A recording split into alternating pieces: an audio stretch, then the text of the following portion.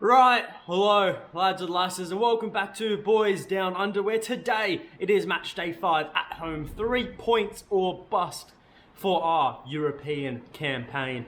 Before we go any further though, if you guys are enjoying the content and you want to help support the channel, the very best way to do so is to click that like button and click that subscribe button. But without further ado, let's get into it. So, goddamn Celtic. Heading into this clash with Shaktar, we can only salvage Europa League knockouts, which, to be fair in itself, is a pretty good outcome of where we are at right now. And it all starts at Celtic Park. And if that goes successful, well, some would say a breeze of a trip to the Santiago Bernabeu. Ah, dear. That should be a fun clash if we're still in with a hope there. But look, let's break down the match, as Celtic still do have a glimmer of hope in Europe. Now, heading into this clash, Celtic have turned their dodgy form around and found a solid string of results. In our last 5 games in all competitions, we have 4 wins and 1 loss. That 1 loss coming at the hands of RB Leipzig.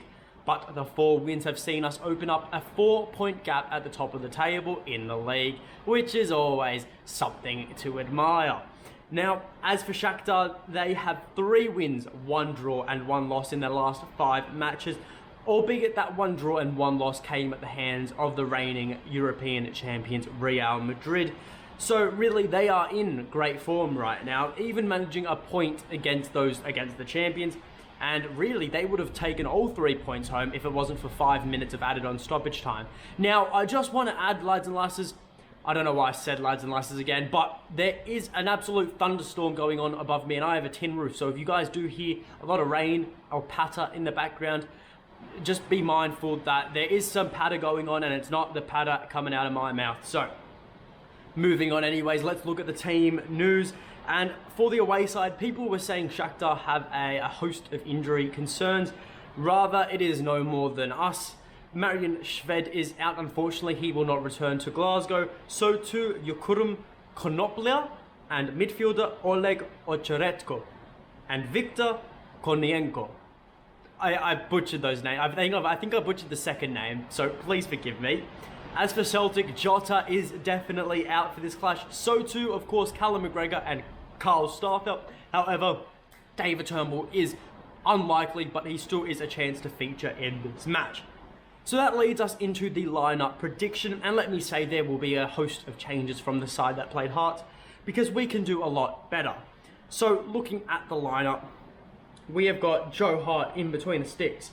Then at right back, it is Josip Juranovic. The 2 centre backs is CCV and Moritz Jens. Then at left back, it is the hero from the weekend, the man himself, Gregory Taylor. Then into the midfield trio, I believe Haksabanovic shall return, and it will form up as Matt O'Reilly, Rio Hatate and Haksabanovic in for Aaron Moy, who I believe will drop back to the bench. Then into the front 3. What some may query at this front 3, I know I'm querying at it as I wrote it.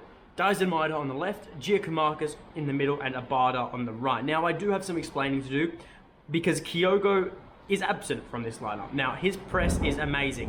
Giac's present, however, up top, I think he deserves a shot, because his goal threat is much higher than Kyogo's in my eyes. I think he deserves an opportunity on the European stage, and some may question the Dyson Maida decision.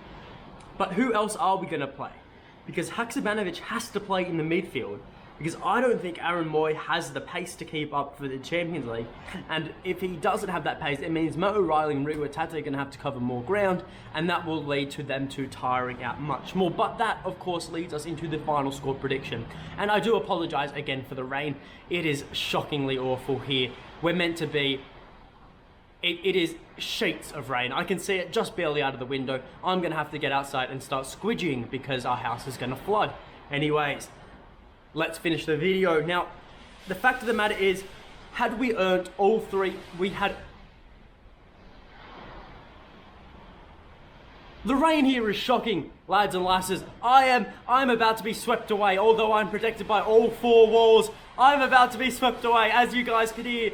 This is ridiculous. We're gonna have to blast through the rest of this video. I'm in absolute tatters right now. So I'm not even sure if you can hear it, but I'm sure you can. Regardless, Celtic We deserved all 3 points in Warsaw. However, we could not find that decisive goal. And that decisive goal was crucial to our European campaign. We took only a point, and that's the only point we've gotten so far. Now, by no means are Shaktar a pushover.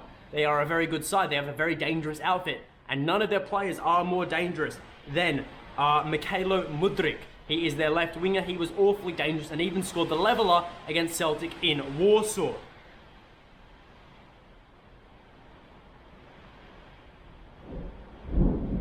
My power has just turned off.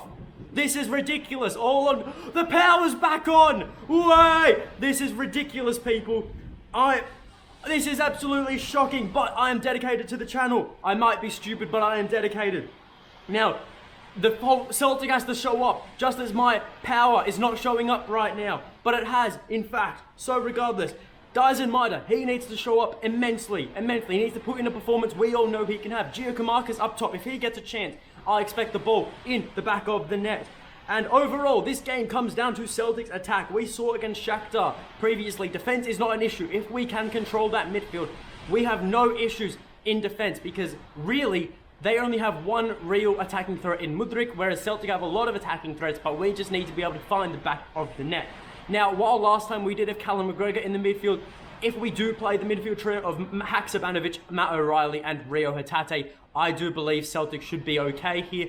If Haksabanovic plays on form, it means Matt O'Reilly and Rio Hatate will have less work to do and less chance and won't have to cover as much ground, which is always a great thing in a European match because we're going to have to be at 110% for the full fixture. But as for a score prediction, I think it's going to be a very low scoring affair. I do want to see goals myself, but I think it's going to be extremely low scoring affair. So low even that I think there will only be one goal, and that will come at the hands of our number 7 gift from God, Giacomarcus. 1-0.